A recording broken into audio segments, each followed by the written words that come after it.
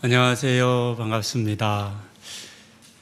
가을이 오나 했는데 가을은 안 오고 연일 무더운 날씨, 찜통 같은 날씨가 계속되고 있습니다. 무엇보다 건강 잘 챙기시면 좋겠고, 이 뜨거울 때 안식에 대한 설교를 이어가고 있습니다. 쉬는 것, 일을 멈추는 것의 의미가 결코 작지 않다는 것을 이번 시간에, 이번 기회에 한 번 더 생각해 보시면 좋겠고요. 지난 설교의 순서를 조금 되짚어 보면 첫 주에는 안식이 하나님의 선물이라고 하는 것을 나누었습니다. 하나님 우리에게 좋은 것을 주셨습니다. 그리고 이후에는 엘리야의 이야기를 통해서 하나님께서 직접적으로 인간의 육체적인 안식과 쉼을 이렇게 마련해 주신 것, 베풀어 주신 것을 보았고요. 지난주에는 예수님의 멍에를 지라하시는 말씀을 통해서 우리의 마음의 쉼과 안식을 되찾아 주기 원하시는 분이라는 것을 보았습니다. 오늘은 이 선물과 같은 안식이 어떻게 왜곡되었는지 본문에 등장하는 두 부류의 사람을 통해서 살펴보려 하는데요. 첫째는 제자들이고 두 번째는 손 마른 사람입니다. 겉으로 보기에는 이 두 이야기는 연결성이 없는 이야기, 각각의 이야기, 단지 안식일에 일어난 일로만 볼 수 있겠지만 조금만 더 관심을 가지고 지켜보면 이렇게 해석이 될 수 있습니다.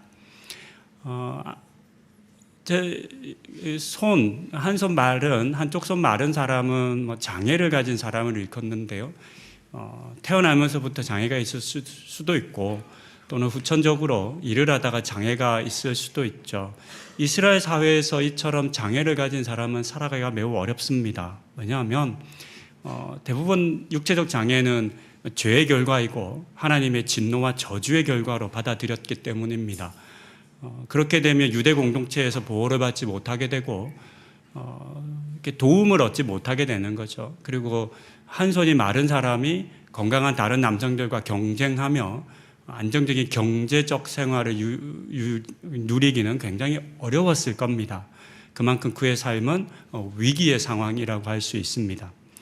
당장 우리는 그렇게 눈에 보이는 장애인을 보면, 한 손 마른 사람을 보면 참 살기 어렵겠구나 이렇게 보통 느낍니다.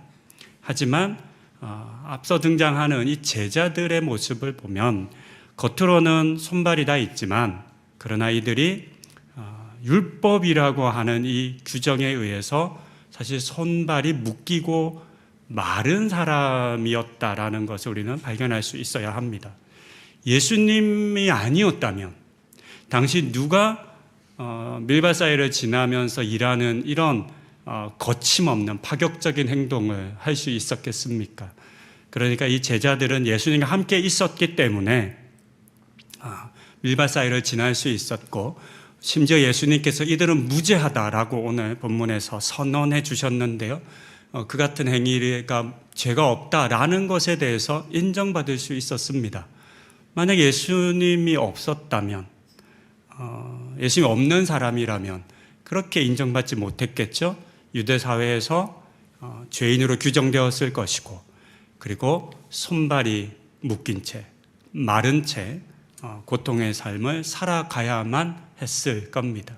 이처럼 이 두 사건은 연결되지 않는 것처럼 보이지만 실상은 율법의 손이 마른 사람들에 대한 이야기를 들려주고 있습니다. 이제 그들을 어떻게 회복시켜 주는지에 대한 이야기를 함께 살펴보시겠습니다. 예수님 당시 유대인들은 안식일을 아무것도 하지 않는 날, 아무 일도 하지 않는 날이라고 규정합니다. 원래 그게 맞습니다. 예수님께서 출애굽기 가운데서 안식일을 정하여 말씀해 주실 때 그날은 거룩한 날이니 아무 일도 하지 마라. 나도 일을 안 했으니 너희도 일을 하지 말라 라고 말씀하신 것은 분명합니다. 그래서 아무 일도 하지 않는 날이라고 생각한 것을 틀렸다라고 말할 수는 없습니다. 하지만 그 안에 담긴 의미에 대해서는 더 깊이 생각해 보지 못하고 말았습니다. 그래서 안식일에는 대부분의 활동을 철저하게 금지했습니다. 먼 길을 가는 것 불가능합니다. 멀리 가면 안 됩니다. 회당에 가는 정도 할 수 있습니다. 곡식을 추수하는 것 일이니까 하면 안 되죠. 음식을 장만하기 위해서 불을 피우는 것도 율법을 어기는 일이었습니다. 당연히 안식일에는 누군가 아픈 사람을 치료하는 일을 해서도 안 되었습니다. 이 같은 일들이 오늘의 본문 속 등장인물들에 의해서 모두 행해지고 있습니다. 1절을 보면 예수님과 제자들이 안식일에 밀밭 사이로 지나갑니다. 그리고 제자들이 밀 이삭을 잘라 먹습니다. 1절이라는 이 짧고 간단한 행위 속에도 수많은 안식일 규정의 위반이 이루어집니다. 우선 안식일에는 먼 곳을 여행하면 안 됩니다. 이렇게 때로 몰려다니면서 길을 가면 안 됩니다. 그리고 밀밭을 지나가기 위해서요, 이렇게 손으로, 여러분들 숲이나 산에 갈 때 잡초나 나무가 있으면 어떻게 해요? 손으로 이렇게 옆으로 밀치면서 합니다. 그렇죠? 이렇게 가죠. 이게 일입니다, 여러분. 적어도 안식일, 당시 유대인들이 정했던 일의 규정에 의하면 이게 일입니다. 길을 내는 거니까. 길을 내는 일을 한 것입니다. 그래서 일을 하면 안 되는 겁니다. 그리고 더 심각한 것은 밀을 잘랐잖아요. 먹어야 되니까 밀을 꺾었겠죠. 이건 추수의 행위고. 그리고 어떻게 해서 그냥 먹었어요? 아니요, 겨는 빼서 그 밀 열매 알곡을 먹어야 되니까 비볐어요. 탈곡을 한 거죠. 그래서 이게 다 일입니다. 이 본문을 참 여러 번 보는데 이런 질문과 의문이 들더라고요. 제자들은 이 밀을 어떻게 먹었을까요? 뭔가 요리를 해서 먹었을까요? 아니면 구워 먹었을까요? 예전 저 어렸을 때만 하더라도, 자꾸 어렸을 때 얘기해서 죄송합니다. 아내가 하지 말라는데 제 경험은 그거밖에 없으니까 집에 보리 길렀습니다. 산중턱에 정말 많은 밭을 이렇게 가꾸고 살았는데, 보리는 겨울에 나잖아요. 그래서 보리를 심어서 보리가 이제 곡식이 익으면 그걸 이제 불을 피워가지고 밖에서 보리를 그을려가면서 익혀 먹었어요. 사실 대부분 태우고 몇 개 못 먹죠. 해보신 분은 아실 겁니다. 이게 골고루 잘 익히기 어렵습니다. 지금이야 나이가 들고 하니까 숯불 잘 피워서 숯불에 구우면 좀 낫겠지만, 어렸을 때는 그것도 모르고 불 활활 피워서 그 위에 구우니 다 타는 겁니다. 시커멓게 껌댕이 돼서 입에 다 묻고 그렇게 먹었던 기억이 납니다. 그렇게 먹었을까요? 그렇게 먹은 건 아니고요. 자료나 이런 기록들을 좀 찾아보니까 생밀을 먹은 겁니다. 근데 여러분 요즘 생밀 씹어 드실 수 있으세요? 생쌀 먹으면 어떻게 돼요? 배탈 납니다. 왜요? 익숙하지 않기 때문이죠. 자료를 찾아보니까 오늘날보다는 고대 사회에 훨씬 더 생식이 많았습니다. 그래서 실제 생밀을 먹는 경우가 있었어요. 그런데 이 생밀을 먹는 게 주식처럼 그렇게 먹지는 않습니다. 지금 이 어떤 상황이냐면 그 예수님 당시 1세기나 또는 그 이전의 자료에 보면 정말 허기가 졌을 때 여행자들이 아무것도 먹지 못하고 오래 허기가 졌을 때, 여러분 그런 경우 있잖아요. 급하게 뭐라도 쑤셔 넣어야 하는데, 그렇죠? 그렇게 해서라도 이 허기를 어떻게든지 가라앉혀야 될 때가 있을 겁니다. 그때 여행자들이 했던 것이, 요리를 하지 못하니까 생밀을 그렇게 입에 넣어서 불려서 씹어 먹는 것으로 식사를 한 것이 아니라, 그러니까 급하게 그 허기를 면한 그런 상황이었습니다. 그러니까 그런 일을 지금 제자들이 한 겁니다. 그런데 바로 이 모든 행위들이 당시의 율법이 정한 그 규정, 금지의 규정에 해당하는 것이었습니다. 이 장면을 바리새인들이 지켜보다가 제자들을 말리지 않고 꾸짖지도 않고 제자들이 하는 것에 대해서 야 이거는 안식일에 금지된 일이니까 너희 하지 마라고 해야 되는데 그렇게 하지 않은 예수님에 대해서 이 바리새인들이 비판을 합니다. 이런 비판에 대해서 예수님께서 두 가지 답을 들려주십니다. 첫 번째는 사무엘상 21장 1절부터 6절까지에 기록된 내용으로 사울왕을 피해서 급하게 도망쳤던 다윗과 그 형제들이 놉 땅에 제사장 제사장 엘리에셀을 찾아가서 그 성막에 전시되어 있던 드려졌던 진설병을 달라라고 한 것입니다. 레위기 24장을 보면 진설병에 대한 규정이 나오는데요. 진설병은 이스라엘 12지파와 하나님 사이의 언약을 상징하는 떡입니다. 그래서 12덩이의 떡을 구워서 항상 하나님의 성막 안에 보관을 합니다. 그리고 새 떡을 가져다 줄 때 기존에 있던 떡을 가져 나오는데요. 이 가져 나온 떡에 대한 처리의 규정은 무엇이냐면 버려서는 안 됩니다. 어떻게 함부로 해서는 안 되는 겁니다. 하나님께 바쳐졌던 떡이기 때문에 이 떡을 먹어야 하는데 이 떡은 꼭 제사장들만 먹을 수 있었습니다. 그런데 제사장이 아닌 다윗과 또 그의 형제들이 이 떡을 달라 해서 먹게 됩니다. 놀라운 것은 먹으면 안 되는 이 진설병을 먹은 것으로 인해서 다윗 일행이 정죄를 받지 않았다는 겁니다. 율법을 어겼음에도 불구하고 아무도 이것을 율법을 어겼다라고 말하지 않습니다. 심지어 떡을 내어준 제사장에 대해서도 아무런 책임을 묻지 않습니다. 죄라고 여기지 않았기 때문입니다. 그렇다면 왜 다윗과 그 일행이 이 떡을 먹은 건 죄가 되지 않았을까요? 이유는 이 진설병을 제외하고는 먹을 것이 전혀 없는 극단적인 굶주림의 상태에 이들이 처했었기 때문입니다. 진설병을 앞에 두고서 율법 때문에 먹지 못하고 굶어 죽는 것은 하나님께서 바라신 것이 아니다라고 하는 해석이 이루어졌기 때문입니다. 그래서 이것을 먹은 것을 아무도 문제 삼지 않습니다. 그렇게 이 다윗의 사건을 해석한다면 제자들이 처한 상황 또한 동일해야만 합니다.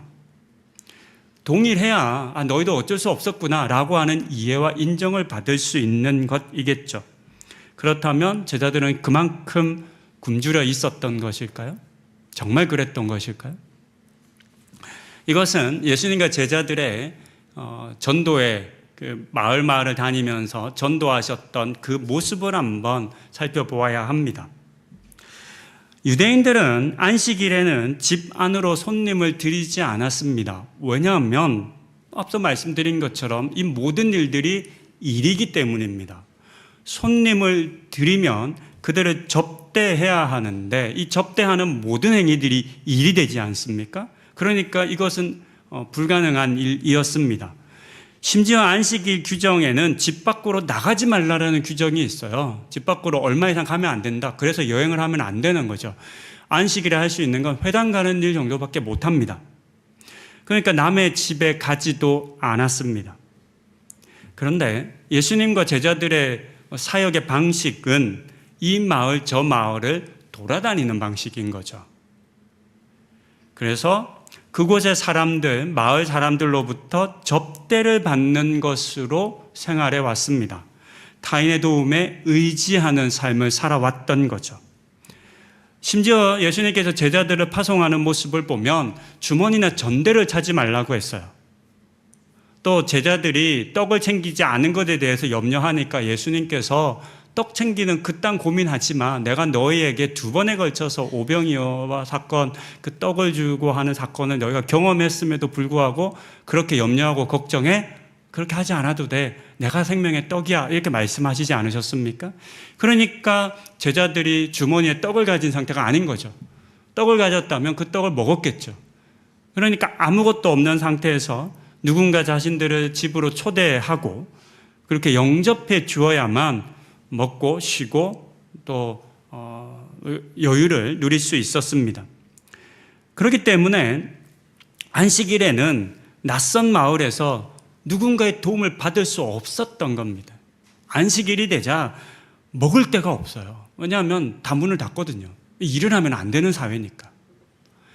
예전에도 가끔 말씀드렸지만 지금 이스라엘은 어떨까요? 지금 이스라엘 다녀오신 분들 있으실 텐데 관광지를 제외하면, 큰 관광지를 제외하면 대부분 일 안 합니다.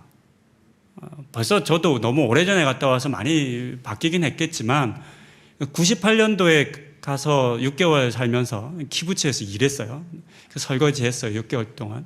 소도 키우고 일하고 이제 주말에 일 안 할 때 저는 이제 나오고 했는데, 금요일 오후가 되면 이제 그 브에세바 옆에 있었던 키부츠이기 때문에 어디 가려면 이제 나와야 되잖아요. 근데 차가 없어. 버스가 거의 없어요. 거의 다 문을 닫아요. 어디 가면 문을 닫아요, 다.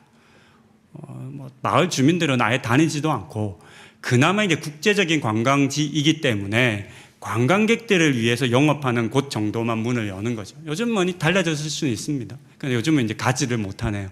전쟁 때문에. 많이 듣고 아실 텐데, 엘리베이터를 보면 얼마만큼 이 사람들이 철저하게 안식일을 지키는지를 알 수 있습니다. 만약에 15층 건물이 있고 지하 4층까지 주차장이 있다면 안식일이 되면 모든 층에 섭니다. 자동으로 밑에서부터 위아래로 끊임없이 움직입니다. 아무도 엘리베이터 단추를 누르지 않아요. 다 서요. 지하 4층부터 15층까지. 왜냐하면 누르는 게 일이기 때문입니다. 오늘날도 이 정도 되면 이때 어땠겠어요? 그만큼 철저했던 거겠죠. 그러니까 제자들과 예수님을 맞이해 줄 어느 집도 없는 겁니다. 그게 쉬지 못하고 먹지 못하고 굶주리고 허기졌던 제자였던 것을 알 수 있습니다. 그렇게 허기진 상황에서 예수님께서 제자들이 밀을 먹는 것을 예수님께서 말리지 않으셨고, 그것이 다윗이 진설병을 먹은 것과 같다라고 말씀하신 겁니다. 두 번째로 하신 예는 제사장들이 하는 성전에서의 일에 대한 것입니다. 제사장의 경우에는 성전의 여러 일들을 통해서 하나님을 섬기는 것이 안식일법을 지키는 것보다 우선했습니다. 그래서 안식일에 제사장들은 일을 하지만 이것은 죄가 되지 않았습니다. 죄로 여기지 않았죠. 그렇다면 이 예는 어떻게 제자들에게 적용될 수 있을까요? 적용이 동일하게 돼야지 이 말씀이 의미가 있는 거니까요. 간단하게 말씀드리면 예수님께서는 지금 이 제자들의 행위, 즉 예수님과 함께 다니시면서 복음을 전하고 아픈 자들을 치유하고 소망을 잃고 낙심하고 절망한 사람들에게 새로운 희망을 불어넣어주는 이 일들, 사람들을 구원하는 이 일이 하나님의 일이라고 지금 규정하고 있는 겁니다. 6절에 보면 예수님께서는 스스로를 성전보다 크신 분이라고 하셨어요. 그러니까 제사장들이 성전을 위한 일이 하나님의 일로 여겨져서 안식일법을 어긴 것이 아니라면 이 제자들이 성전보다 큰 나를 위해서 하는 이 모든 일들, 그것은 절대 안식일법을 어긴 것이 될 수 없다라고 지금 말씀해 주신 것입니다. 지금까지 제자들의 배고픔을 통해 예수님께서 안식일의 의미를 어떻게 새롭게 해석하는지에 대한 내용을 보았습니다. 이제 회당에서 일어난 두 번째 사건으로 우리의 시선을 돌려봅니다. 예수님과 제자들은 9절에 보면 회당으로 들어가게 됩니다. 그리고 그곳에서 한쪽 손 마른 사람을 만납니다. 이 사람을 통해서 두 번째 이야기가 시작되는데요. 앞서 예수님을 비판했던 바리새인들이 이번에는 또 다른 질문으로 예수님에게 다가옵니다. 10절 뒷부분에 기록된 것처럼 안식일에 병을 고치는 것이 옳으냐라고 하는 질문이었습니다. 사실 그들은 이미 이 질문에 대한 자신들만의 답을 가지고 있었습니다.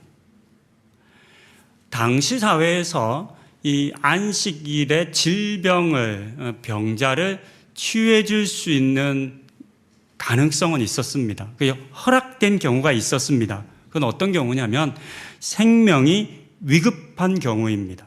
그러니까 누군가가 사고를 당해서 피를 흘리고 있다.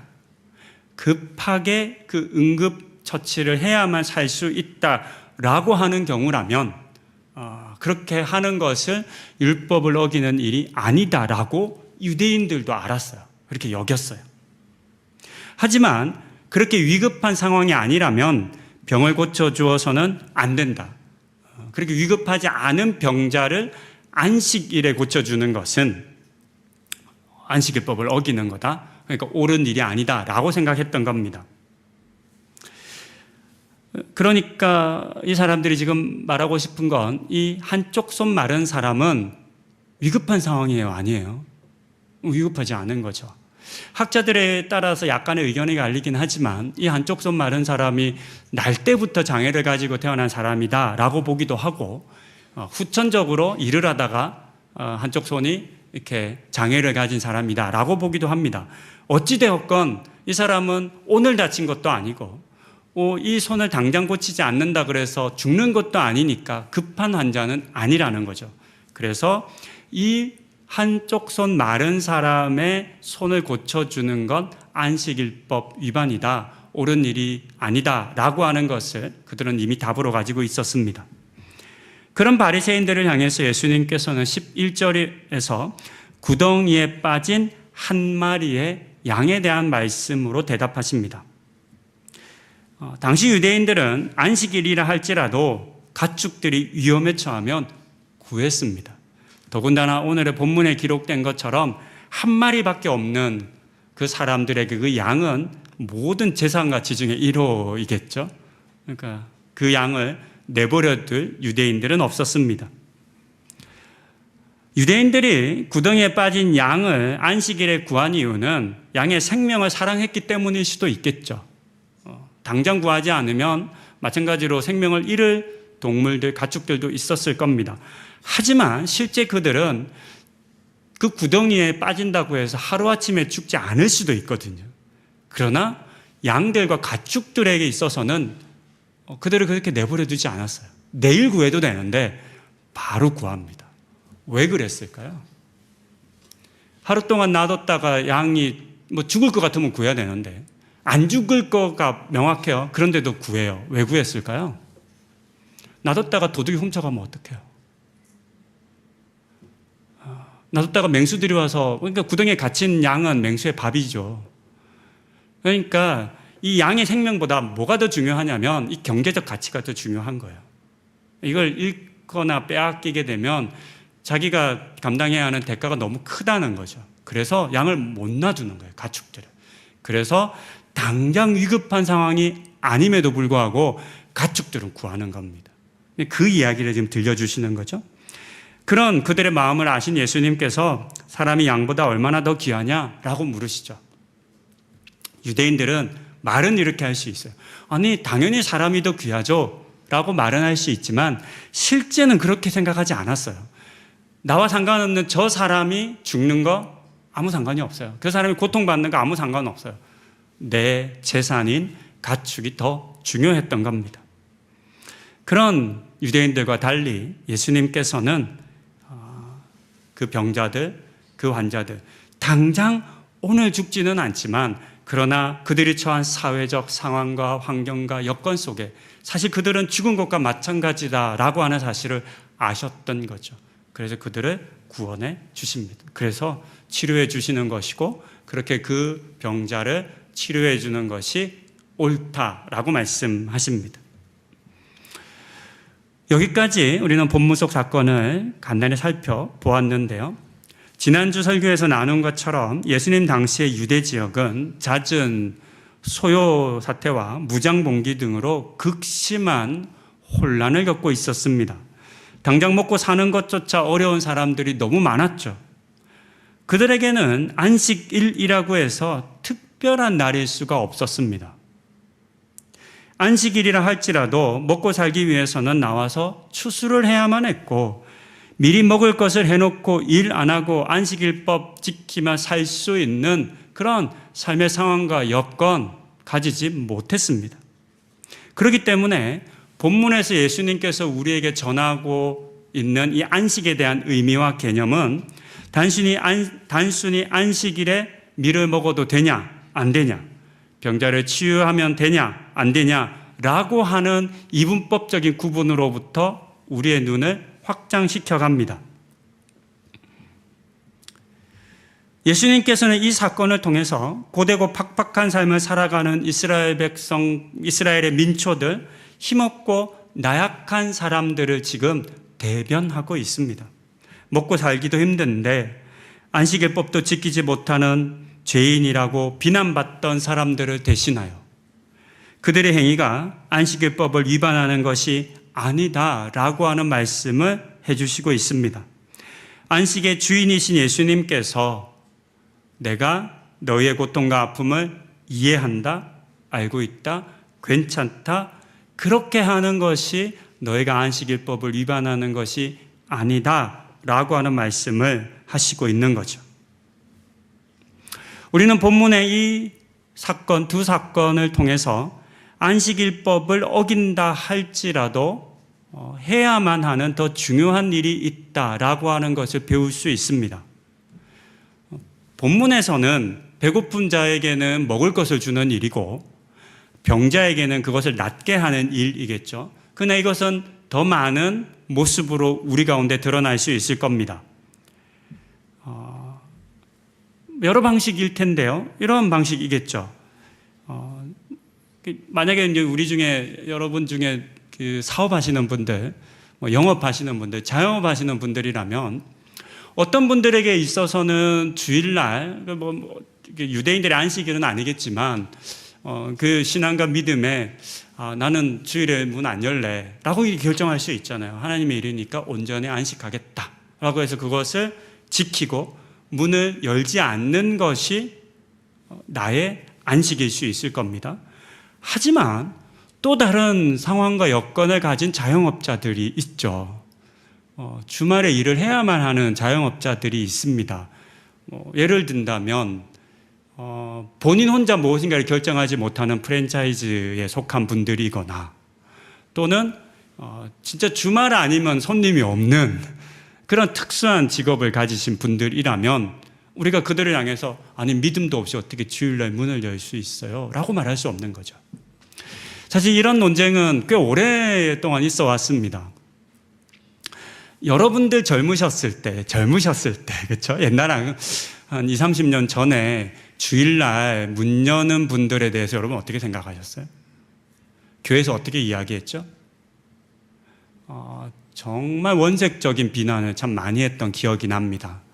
믿음 없는 사람이라고, 욕심 많은 사람이라고 그렇게 비난했던 일들 굉장히 저는 많이 들었죠. 많이 받고 그것 때문에 상처받고 교회 이제 상처받고 실족받아서 교회를 떠나시는 분들의 이야기를 참 많이 들었습니다.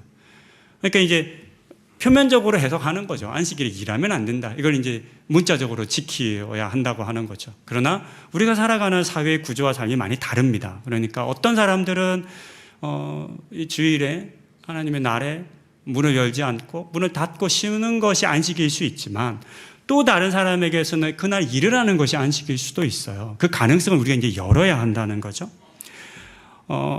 아이를 갖기 원하는 분들 있어요. 결혼을 했지만 아이가 생기지 않는 분들이 있죠.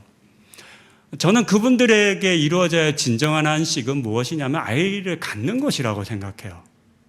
그렇죠? 왜냐하면 그들은 무엇을 하든 그 아이를 갖지 못하는 것을 인해서 눌리고 위축되고 죄책감에 사로잡히고 나한테 뭐 문제가 있는 건 아니야, 내가 뭐 죄를 지은 건 아니야, 이런 생각에 갇혀 살거든요. 그러니까 안식이라고 하는 의미가 굉장히 넓은 거죠. 그들을 묶고 있는 것, 그들의 이 한손 또는 삶을 이렇게 마르게 만드는 모든 것들이 안식을 빼앗는 것이겠죠. 땀 흘려 일하고 싶은 이들이 있어요. 그러나 직장을 갖지 못하는 이들이 있잖아요. 그들에게라면 직장을 얻는 것이 안식이 될 것입니다. 이처럼 안식의 의미를 우리는 더 넓게 확장해 가야 합니다. 그것을 우리 예수님께서 지금 보여주시고 있는 거예요. 안식일에 일하면 안 돼 라고 하는 그 개념에 사로잡히게 되면 확장이 안 됩니다. 확장이 안 되면 어떤 일이 벌어지냐면 다른 사람을 비난하고 정죄하게 되죠. 그것을 넘으라고 얘기해 주시는 거죠. 그들의 삶 속에 일어나는 그 일들이 하나님을 위한 일이 될 수 있고, 그 일이 정말로 배고픔 가운데, 그 고통 가운데 삶을 겨우 유지할 수 있는 그런 어쩔 수 없는 일이 될 수 있다라고 하는 것을 깨닫기 원하신 것입니다. 말씀을 정리합니다. 안식일은 하나님께서 일을 멈추고 쉬라고 명령하신 날입니다. 이것이 원론입니다. 그러니까 이 원론, 이 말씀을 있는 그대로 지키려 했던 유대인들을 무조건적으로 나쁘다라고 매도할 수는 없습니다. 하나님의 명령에 순종하는 것 중요하기 때문이죠.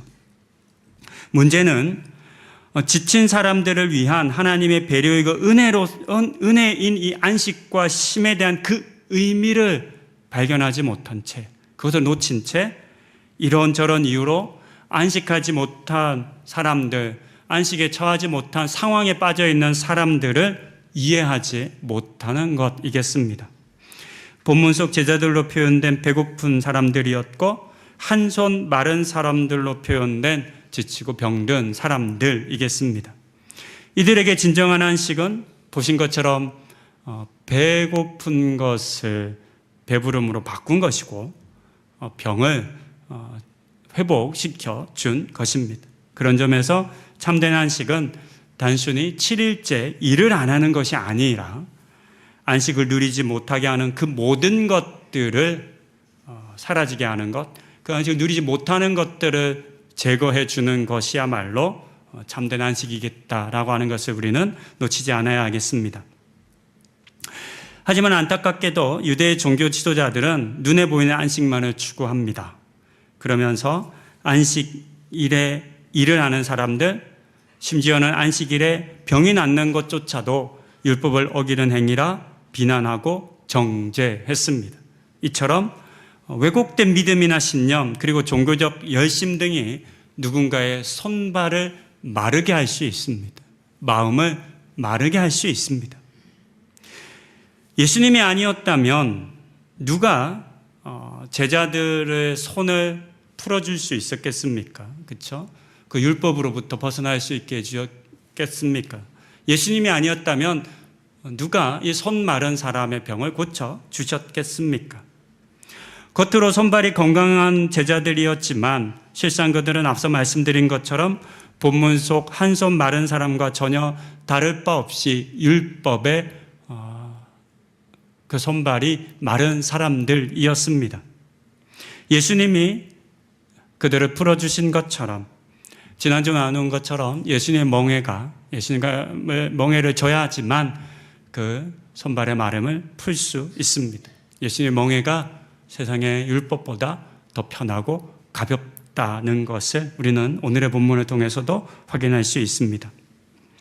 이 같은 예수님의 가르침을 기억하며 나의 안식이 중요한 만큼 다른 이들의 안식도 중요하게 여기시는 분 되실 수 있기를 권면드립니다. 그리고 나의 좁은 그런 시야 또는 나의 경험으로 타인을 정죄하고 또는 비난하면서 타인의 삶을, 그 마음을, 그 일상을 마르게 하시는 분 되지 않으시기를 또한 권면드립니다. 마지막으로 한 걸음 더 나아가 빼앗긴 안식 되찾기를 바라는 간절히 기대하고 고대하고 있는 이 땅의 수많은 사람들의 그 아픔, 그 고통을 함께 품고 그들과 함께 그들의 그 묶인 것들을 풀어가는 삶을 살아가시는 우리 성도님들 다 되시기를 권면드립니다. 기도하시겠습니다. 하나님, 오늘 본문 속에 배고팠던 제자들, 한 손 마른 한 사람을 봅니다. 그러나 사실 실상은 이들 모두는 율법이라는 그 속박에 손발이 다 마른 사람인 것을 깨닫게 됩니다. 예수님이 아니었다면 누가 이들을 그 구속으로부터 자유케 해 주었겠습니까? 이처럼 예수님께서는 우리의 모든 속박을 풀고 우리를 자유케 하는 분이신 것을 이 말씀을 통해 우리는 깨달아야 하겠습니다. 그리고 나의 얕은 지식과 깨달음과 어떤 신념과 믿음이 자칫 누군가를, 그의 삶을, 그의 일을, 그의 마음을 마르게 할 수 있다라고 하는 것을 기억하고 주의하고 조심하는 우리 성도님들 다 되게 하여 주시옵소서. 무엇보다 예수님을 믿는 그 믿음과 예수님께서 주시는 그 가르침을 나의 것으로 받고 소화해서 하나님 더 넓은 예수님께서 우리에게 보이시고 가르치신 그 안식의 의미를 깨닫고 알고 누리고 또 그것이 이 땅의 모든 고통하는 자들에게 베푸는 우리 성도님들 다 되게 하여 주시옵소서. 이 모든 말씀 우리 주 예수 그리스도의 이름으로 기도드립니다. 아멘.